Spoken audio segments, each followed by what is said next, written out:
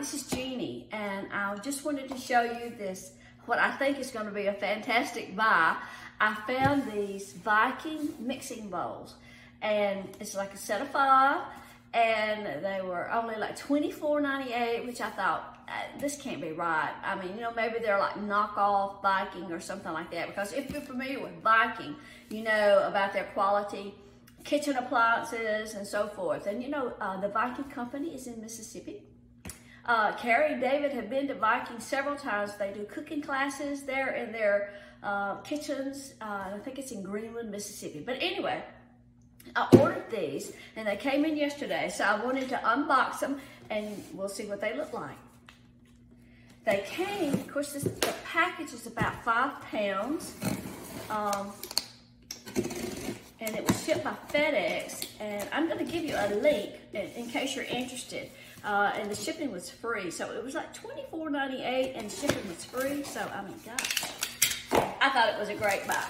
So anyway, it says 10-piece stainless steel mixing bowls, and they have lids. They all have lids. I didn't even realize that. Get them out of the box.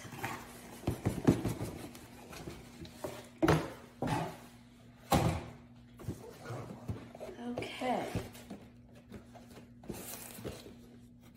I have a lifetime warranty. Of course, you know, not much you can do to stainless steel unless you lose it. I'm bad to get something and lose it in the kitchen, or, you know, we moved into this house 4 years ago, and I'm still looking for things that, you know, I probably gave away. I sent so much stuff to donation, and then I you know, I think, well, where's our ice cream freezer? Or, you know, things like that. But anyway, so they're packaged well.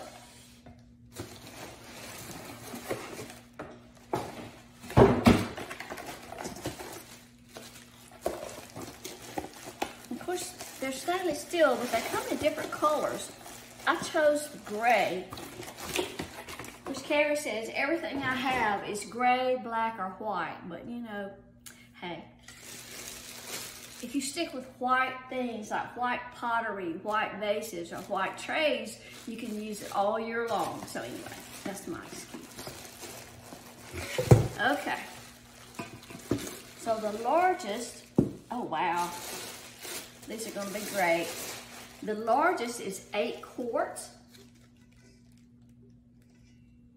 Well, this says, well, that marking says 6 quarts. So I guess if you go all the way to the top, it's 8 quarts, because I thought that it was 8 quarts. Yes, on the bottom it says 8 quarts. Oh, and look at this. It has those, this is kind of a rubberized, and this is the part that you can get in different colors. I know there was black, and maybe there was a blue. Well, there were like 4 different colors, and I got the gray. That's the 8 quart, and then of course all the lids are gray. Okay, so the lid doesn't really seal. It just kind of sits on there. That's okay. It just kind of like that. So it's not something that you'd want to. It's not Tupperware, y'all.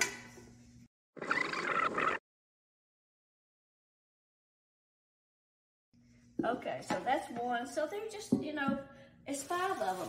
Let's see how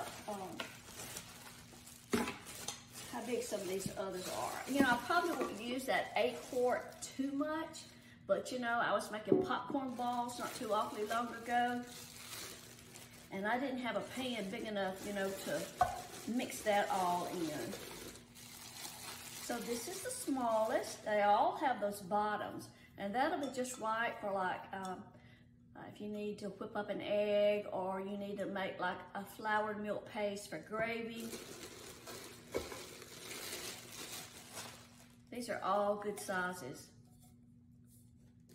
Now, these are mixing bowls. You know, I didn't know the difference between mixing bowls and batter bowls until I found some batter bowls the other day, because I was looking for them on the internet. And batter bowls typically have a handle and a spout, and mixing bowls do not. And mixing bowls are usually tapered at the top and have a rim that you can at least, you can pour out of, but no spouts. So this is a good size. This one is the 3 quart, and that will be handy if you're doing a recipe and it calls for mixing something up in a 3 quart bowl. You won't have to guess. I made some, I've got a recipe to post. I'm working on it now, but it was a Cheerios cereal bar, and I mixed it up in my mixing bowl, and it was full, it was lipping full, and I had a lot of trouble, trying to keep my stuff in the bowl. This is gonna be a good size too. This one is the 5 quart, okay? So you got 8 quart, 5, 3, 1.5, and a 20 ounce. And they all have lids. So you could, if you have room, I don't have room in my cabinets, but or my pantry, I might have room in my pantry. You could, of course you can nest them and stack them, that'll be the most practical thing, but if you use a certain size a lot, you could, you could do them like that, you could store them like that, if you got that much room. Sorry. If you got that much room in your pantry, you can store them like that. But anyway, I thought for $24.98, for $25 and free shipping, that this was a fantastic buy. So I'm gonna give you a link. So just check the link below the post, or may do a blog post, but I'll give you a link. Okay, I'm having to backtrack a little bit.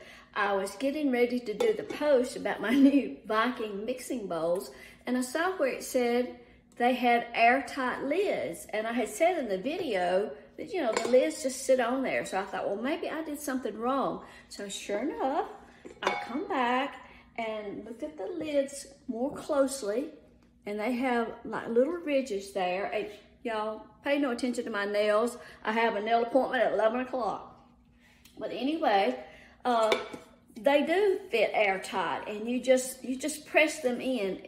You don't hear a seal like you do with Tupperware, but you just got to put them on there correctly, which is not what I did. So I'm going to do a test. I'm going to use water. Just put some water in that and put the lid on there. Press it down. Make sure it's down good all the way. Okay, and we'll see. I'm just going to put my fingers on the edge like that.